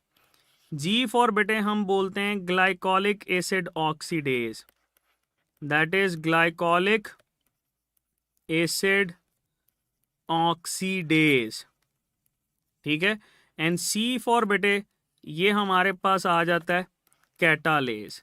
तो ये आपके पास 3 एंजाइम होते हैं जो कि पर ऑक्सीसोम्स के अंदर मौजूद होते हैं, ठीक है। तो पीजीसी से याद हो जाएंगे, चलो शाबाश।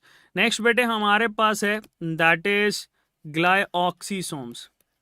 अच्छा, पीएमसी के सिलेबस के अंदर ना ग्लाइऑक्सीसोम्स और पर ऑक्सीसोम्स नहीं है, लेकिन हम यहाँ पर डिस्कस कर रहे हैं जस्ट ताकि आपको आइडिया हो जाए कि इसमें कौन कौन सी चीज़ें जो हैं वो आपके लिए स्पेसिफिक हैं। देखो, ये जो बेटे ग्लाइऑक्सीसोम्स होते हैं, इसमें आप लोगों ने याद रखना है ये गवर्नमेंट कॉलेज से बिलोंग करते हैं। GC, जी फॉर क्या? जी फॉर बेटे आप लिखोगे glycolic acid oxidase, glycolic acid oxidase होता है। एंड सी फॉर बेटे आप इसमें ऐड करोगे कैटालेज। तो ग्लाइकोलिक एसिड ऑक्सीडेज और कैटालेज इसमें पाए जाते हैं, ठीक हो गया। फिर बेटे आपके पास ये चीज़ पूछी जाती है कि कौन सा ऐसा इसमें स्ट्रक्चर है जो कि सिर्फ और सिर्फ एनिमल सेल के अंदर होता है। तो आप बताओगे कि लाइसोसोम जो होते हैं ना, ये सिर्फ और सिर्फ हमें एनिमल सेल के अंदर नज़र आते हैं। कौन सा ऐसा स्ट्रक्चर है जो कि सिर्फ और सिर्फ प्लांट सेल के अंदर नज़र आता है? तो बेटे आंसर आएगा ग्लाइऑक्सीसोम्स, ये सिर्फ और सिर्फ प्लांट सेल में नज़र आता है। फिर सवाल ये आता है कि कौन सा ऐसा ऑर्गेनेली है जो कि एनिमल और प्लांट दोनों में ही मौजूद होता है? तो आप बताओगे पर ऑक्सीसोम, ये एनिमल सेल में भी मौजूद होता है और बेटे ये प्लांट सेल के अंदर भी मौजूद होता है, ठीक है जी। तो ये हम लोग बेटे इसमें कुछ डिस्कशन करते हैं। फिर आपके पास अगर ये पूछा जाए इनमें से कौन सा ऐसा स्ट्रक्चर है जो कि टेम्पररी होता है, तो टेम्पररी ऑर्गेनेली जो है या टेम्पररी हम लोग देखें या शॉर्ट टर्म देखें तो वो भी बेटे हम लोग किसको बोलते हैं?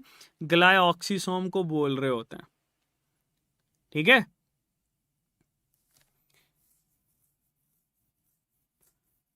ये बेटे आप लोगों ने याद रखना है, ये हमारे पास एनिमल, प्लांट और किस किस के अंदर मौजूद होता है, इसको हम लोग डील करते हैं।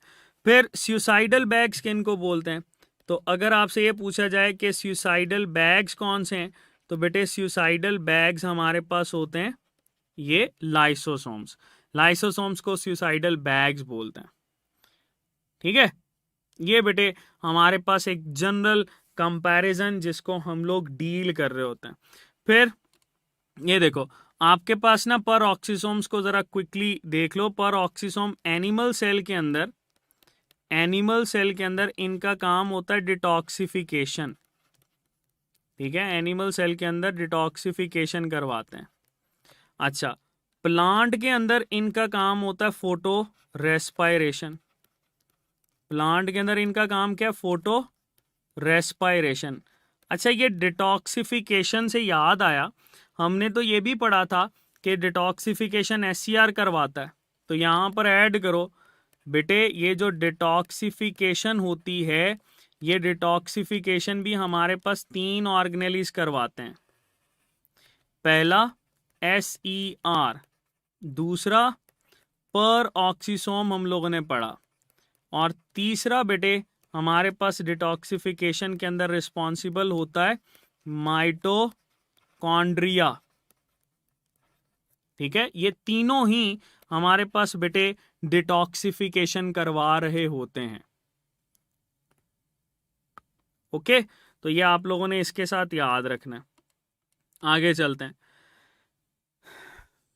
हमारे पास बेटे ये जो ग्लाइऑक्सीसोम होता है, ये ग्लूकोनियोजेनेसिस, या आप ये कह लो कि इसका काम होता है कि फैटी एसिड्स को कन्वर्ट करना है कार्बोहाइड्रेट्स के अंदर। फैटी एसिड्स को कन्वर्ट करना है कार्बोहाइड्रेट्स के अंदर, और इस वजह से ये आपके पास उन्हीं सीड्स के अंदर नज़र आएगा जिनमें जिनसे आप ऑयल हासिल करते हैं। बिकॉज ग्लाइऑक्सीसोम्स आपके पास सीडलिंग्स के अंदर नज़र आता है, सीडलिंग्स में, और उन सीडलिंग्स के अंदर नजर आएगा बेटा जिससे आप ऑयल हासिल करते हो, लाइक पीनट इसके अंदर मौजूद होगा, लाइक बेटे एलमंड इसके अंदर मौजूद होगा, लाइक हमारे पास वॉलनट इसके अंदर मौजूद होगा। ठीक है, तो ये बेटे इनके पास मौजूद होता है।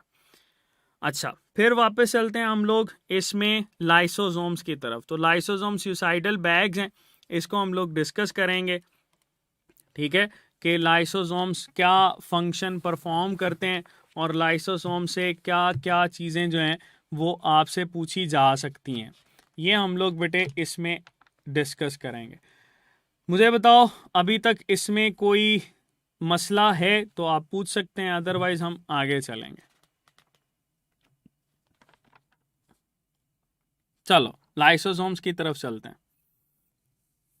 लाइसोसोम्स बेटे हमारे पास सुसाइडल बैग्स कहलाते हैं। लाइसोसोम्स को हम क्या बोलते हैं? They are known as suicidal bags. ये सुसाइडल बैग्स हैं। अच्छा, सुसाइडल बैग्स तो हैं, साथ ही साथ बेटे हम इनको डस्टबिन ऑफ सेल भी बोलते हैं। They are also known as dustbin of cell. ठीक है, अगर आपसे ये पूछा जाए कि प्लांट सेल में लाइसोसोम नहीं होता तो फिर प्लांट सेल में फिर क्या होगा लाइसोसोम से मिमिक करता हुआ, तो बेटे फिर प्लांट सेल में आपके पास होगा वैक्यूल। लार्जर वैक्यूल जो होता है ये हम लोग कहते हैं दैट मिमिक्स लाइसोसोम। ठीक है, तो प्लांट के पास चूंकि लाइसोसोम नहीं ना होता तो हमारे पास बेटे ये वैक्यूल ही एज अ लाइसोसोम एक्ट कर रहा होता है इसमें। ठीक है, अच्छा इसमें कुछ और एक्स्ट्रा हैं, उसको भी शुरू में ही ज़रा देख लो कि लाइसोसोम के बारे में ना ये कंसीडर किया जाता है कि लाइसोसोम्स इनिशिएट करते हैं माइटोसिस। ठीक है, इनके बारे में ये कंसीडर किया जाता है कि दे इनिशिएट्स माइटोसिस। यही वो स्ट्रक्चर्स होते हैं जो कि माइटोसिस को इनिशिएट करते हैं। फिर इन्हीं में अगर आपसे ये पूछा जाए कि लाइसोसोम्स अगर नंबर में बहुत ज़्यादा हो जाएं या इनकी एक्टिविटी बहुत ज़्यादा हो जाए तो ये बेटे आर्थराइटिस कॉज करते हैं। ठीक है, आर्थराइटिस, इनकी ओवर एक्टिविटी आर्थराइटिस कॉज कर रही होती है। ओके, चलो आगे चलते हैं बेटे। हमारे पास एक एनिमल सेल बना लेते हैं। Suppose that we have an animal cell over here, और इस एनिमल सेल के अंदर ये सेंटर में न्यूक्लियस, और यहाँ पर हम बना लेते हैं दैट इज गोल्जी अपरेटस। ये गोल्जी वेजिकल डिस्कस करते हैं। ठीक है, चलो ये बेटे हमारे पास ये जो गोल्जी वेजिकल होता है, गोल्जी वेजिकल, ये गोल्जी वेजिकल आ गया। ठीक है, इस गोल्जी वेजिकल के अंदर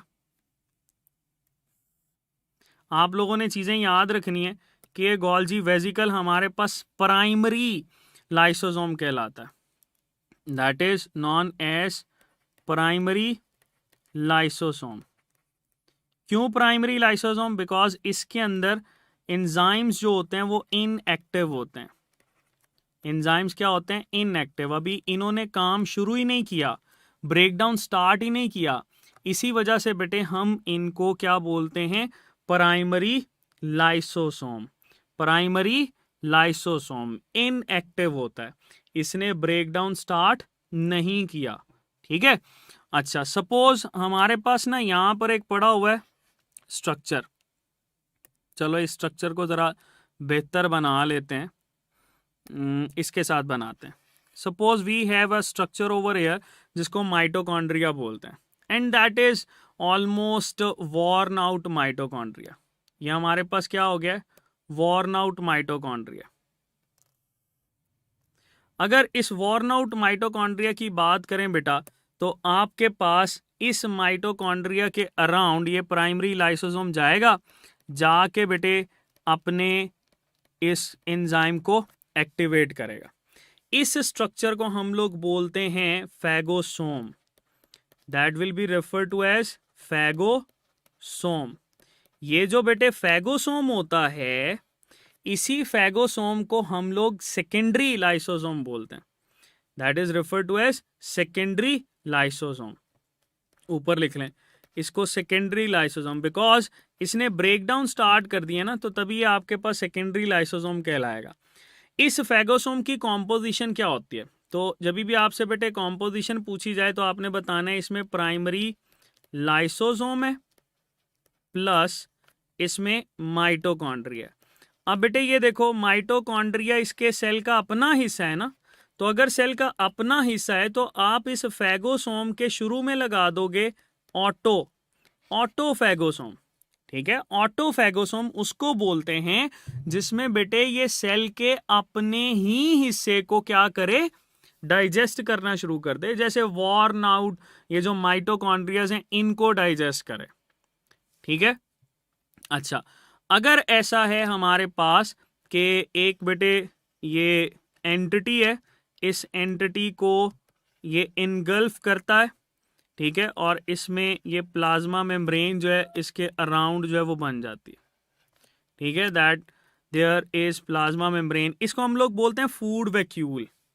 ठीक है, अगर यही बेटे लाइसोसोम जो है ये इस फूड वैक्यूल के अराउंड जाके सिक्रीशन करता है, तो अभी भी हम इसको क्या बोलेंगे, फैगोसोम बोलेंगे।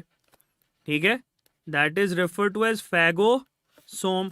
अब इस फैगोसोम की कॉम्पोजिशन क्या होगी बताओ जरा। इसकी कॉम्पोजिशन होगी प्राइमरी लाइसोसोम जिसने अपने एंजाइम दिए, प्लस इसके अंदर बेटे फूड वैक्यूल। तो primary lysosome plus food vacuole ये दोनों मिलकर आपके पास फैगोसोम बना रहे हैं। क्या फूड वैक्यूल इसका अपना हिस्सा है? नहीं है, इसने बाहर से लिया है। तो बेटे इस वजह से हम इसके साथ टर्म यूज करते हैं हेटीरो, तो ये बन जाएगा हेटीरो फैगोसोम। फैगोसोम आपके पास सेकेंडरी लाइसोसोम तो है, लेकिन ऑटो और हेटीरोफैगोसोम बहुत जरूरी होता है बेटा, क्योंकि इसी से ही आपके पास ये डिफरेंशिएट करते हैं हम लोग। ठीक है, चलो अच्छा, इसके अलावा बेटे ये प्राइमरी लाइसोसोम क्या करता है, ये आपके पास इस सेल से बाहर भी आ सकता है, यानी सेल से बाहर आके इसने सिक्रीशन कर दी। अगर ये सेल से बाहर सिक्रीशन कर रहा है तो बेटे हम यहाँ पर कहते हैं कि इसकी सिक्रीशन को मोस्टली जूसेस लेबल कर रहे होते हैं, या आपने कभी पढ़ा हो सलाइवा, तो उसमें भी यही होता है। गैस्ट्रिक जूस उसमें भी यही होता है। पैंक्रियाटिक जूस उसमें भी यही होता है।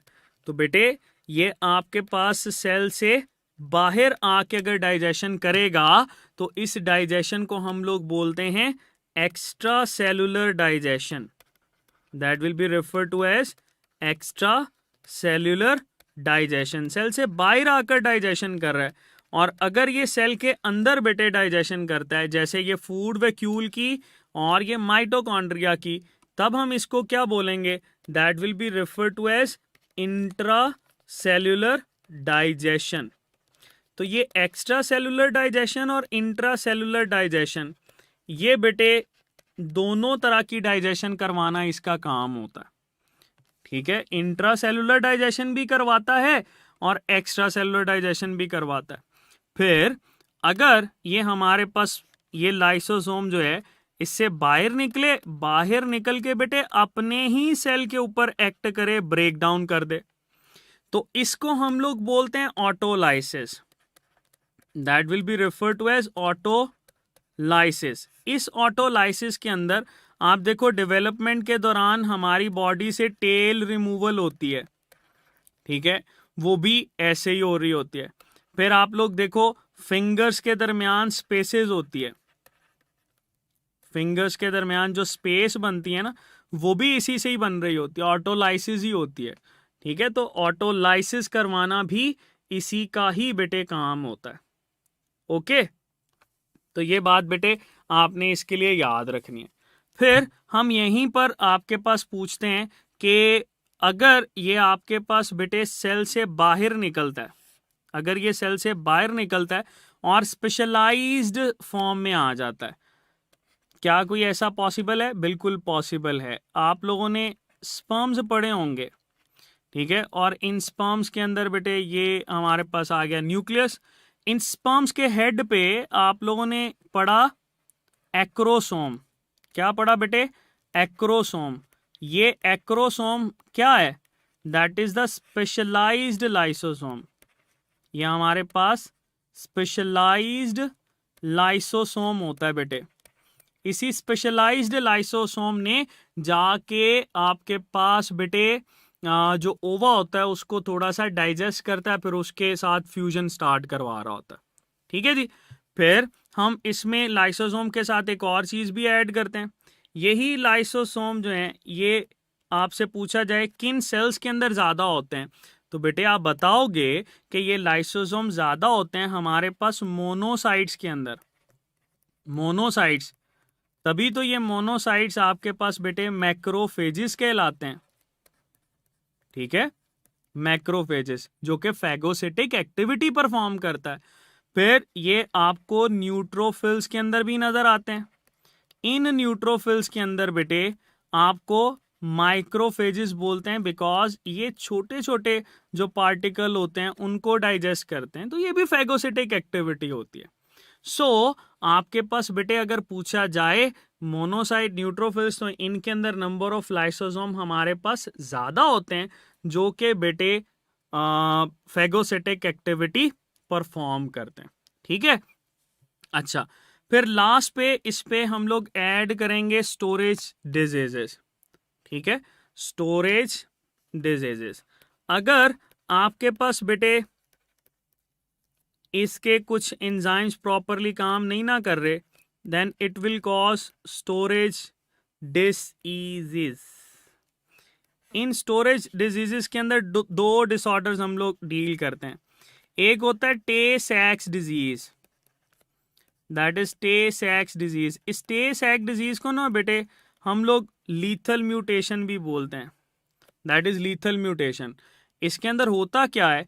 इसके अंदर बेटे जो लिपिड होता है वो ज्यादा हो जाता है, क्योंकि उसको ब्रेक करने के लिए एंजाइम नहीं है, और ये ज्यादातर ब्रेन के अंदर होता है, तो ब्रेन की फंक्शनिंग बेटे आपके पास कम हो जाती है। ठीक है, that can lead to mental retardation, और अल्टीमेटली इसके अंदर ना डेथ होनी होती है। इस वजह से हम बेटे इसको लीथल म्यूटेशन बोलते हैं। ऐसी म्यूटेशंस जो कि अल्टीमेटली लीड टू डेथ, उनको लीथल म्यूटेशन बोला जाता है। फिर दूसरा आपको यहां पर नजर आएगी ग्लाइकोजिनोसिस टाइप 2। ये जो बेटे ग्लाइकोजिनोसिस टाइप 2 है, इसके अंदर क्या होता है? इसके अंदर बेटे हमें ग्लाइकोजन का लेवल जो है वो इंक्रीज नजर आता है। ग्लाइकोजन का लेवल क्या हो जाता है? इंक्रीज। और अगर ग्लाइकोजन का लेवल इंक्रीज हो गया, ठीक है, ग्लाइकोजन का लेवल इंक्रीज हो गया, तो इसका मतलब जहां जहां ग्लाइकोजन रिक्वायर्ड है वहीं वहीं बेटे आपके पास ये अच्छी खासी मिकदार के अंदर नजर आएगा। और ये आपको मसल सेल के अंदर, और यही बेटे आपको लीवर सेल के अंदर ज्यादा नजर आता है। ठीक है, अच्छा, पॉम्पे डिजीज क्या होती है?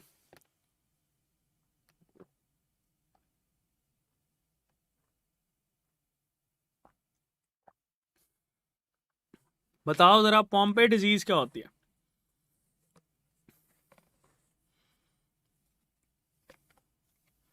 बिल्कुल, जो ग्लाइकोजिनोसिस टाइप 2 होती है ना, उसी को ही हम लोग पॉम्पे डिजीज बोलते हैं। ठीक है जी, ये था स्टूडेंट्स आज का हमारा लेक्चर, जिसमें हम लोगों ने ये लाइसोसोम को डिस्कस किया, फिर हम लोगों ने गोल्जी अपरेटस, एंडोप्लाज्मिक रेटिकुलम और सेल वॉल को डील किया। इसमें देख लो, अगर कोई बेटे आपको कोई मसला है, कोई चीज़ पूछनी है तो आप पूछ सकते हो। ठीक है, इसमें लाइसोसोम के अंदर फिर टर्शरी क्वाटरनरी लाइसोसोम भी ऐड करते हैं, लेकिन ये याद रखना टर्शरी लाइसोसोम हम उनको बोलते हैं जो कि रेजिडुअल लाइसोसोम्स कहलाते हैं. They are refer to as residual lysosomes. ठीक है जी, याद रखना.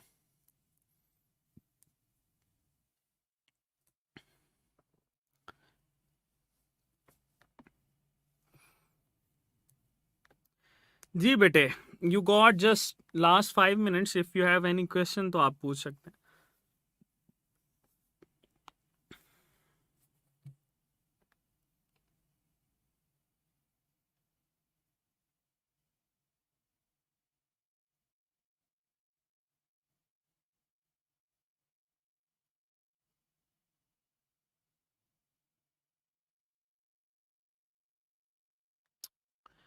जी जी. अच्छा, ये सवाल पूछ रहे हैं मोहम्मद अब्दुल दयाम दाइम, गाउचर्स डिजीज़ क्या होती है? बेटे गाउचर्स डिजीज़ जो होती है ना, ये नॉर्मली फैटी सब्सटेंसेस के इंक्रीज लेवल की वजह से होती है. एंड दैट मोस्टली ये जो स्टोर हो रहे होते हैं लिवर के अंदर होते हैं या स्प्लीन के अंदर होते हैं. ठीक है सर, एंडोमेम्ब्रेन में भी और एंडोमेम्ब्रेन सिस्टम में भी आपने ERGA लिखा है दोनों में. अच्छा बेटे हानिया सुनो, जो एंडोमेम्ब्रेन्स होती हैं ना, ये तो सारी की सारी वही मेम्ब्रेन्स होती हैं जो सेल के अंदर हैं. और एंडोमेम्ब्रेनस सिस्टम के अंदर हमारे पास वो वाली मेम्ब्रेन्स होंगी जिनमें एंडोप्लाज्मिक रेटिकुलम और गोल्जी अपरेटस और गोल्जी वेसिकल है. ठीक हो गया? तो इस वजह से मैंने लिखा हेटेरोफेगोसोम. बेटे हेटेरो का मतलब होता है डिफरेंट, ऑटो का मतलब होता है खुद. तो ऑटोफेगोसोम हम उसको बोलेंगे जब भी ये लाइसोसोम अपने ही सेल के किसी हिस्से को खाएगा ना, उसको ऑटोफेगोसोम बोलेंगे. और अगर ये बाहर से किसी चीज को खाएगा तो उसको हेटेरोफेगोसोम बोलेंगे.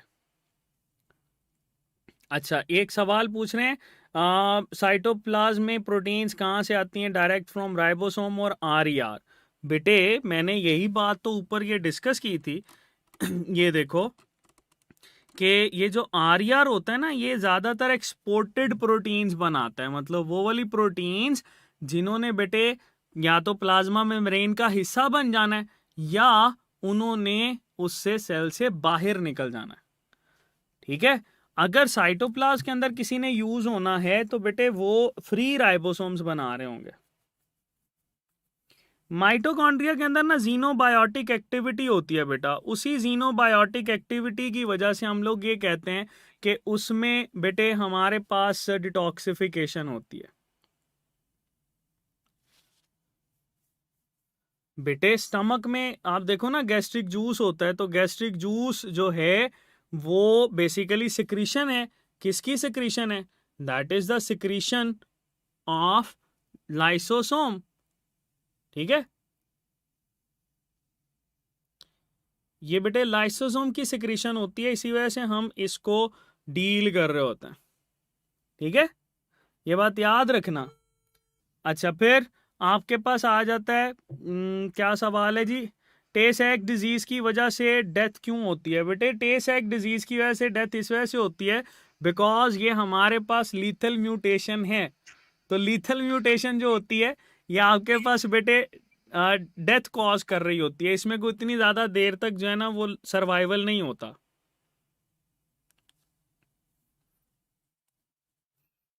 मोनोसाइट वाला रिपीट कर दें अलीजा. बिल्कुल बेटे, मोनोसाइट्स जो होते हैं ये हमारे पास मैक्रोफेजिस के अंदर कन्वर्ट हो जाते हैं ना. तो अगर ये मैक्रोफेजिस के अंदर कन्वर्ट हो रहे हैं तो definitely they have some activity जो कि फैगोसिटिक एक्टिविटी परफॉर्म करेगी. ठीक है, और फैगोसिटिक एक्टिविटी जो है ये आपके पास दो तरह के सेल परफॉर्म कर रहे होते हैं. एक बेटे ये आपका आ जाता है मैक्रोफेजिस. दूसरा हमारे पास आ जाते हैं बेटे जिनको हम लोग लेबल कर रहे होते हैं मोनोसाइट्स, सॉरी न्यूट्रोफिल्स. ठीक है, डिटॉक्सिफिकेशन बेटे डिफरेंट मटेरियल्स की डिफरेंट मेथड से डिटॉक्सिफिकेशन होती है. जैसे पर ऑक्सीसोम देखो, ये हाइड्रोजन पर ऑक्साइड की फॉर्मेशन डिसोसिएशन के लिए रिस्पॉन्सिबल है. सो डेफिनेटली ये ज़्यादातर अल्कोहल की डिटॉक्सिफिकेशन करवाएगा. और जीनोबायोटिक एक्टिविटी माइटोकॉन्ड्रिया के अंदर होती है, तो उसमें आपके पास ये एक्टिविटी परफॉर्म होगी जो कि नाइट्रोजनस वेस्ट मटेरियल की ब्रेक डाउन करवाता है. ठीक है। हाँ जी, प्रोकैरियोटिक मेम्ब्रेन में स्टीरोल नहीं होती बेटे, इसमें मेम्ब्रेन में स्टीरोल नहीं होती।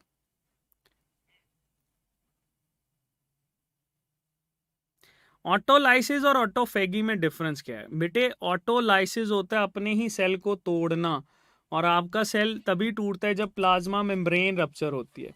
ऑटोफेगी होती है कि आपने किसी स्ट्रक्चर को खा जाना, जैसे माइटोकॉन्ड्रिया। ठीक है, ओके ओके जी बेटे, अल्लाह हाफिज। That is all from today.